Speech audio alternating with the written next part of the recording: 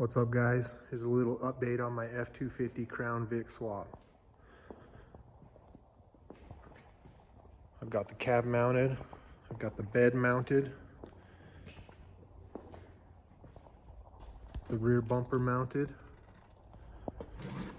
Here's my filler neck. I wanted to make it look original. Goes into the Crown Vic gas tank. Also did a lot of sound deadening mat. Hopefully quiet this truck down a little bit. Got it up in the ceiling, got it in the doors, along the back. Doubled it up along the firewall and floor. Now I'm working on the wiring, my favorite part.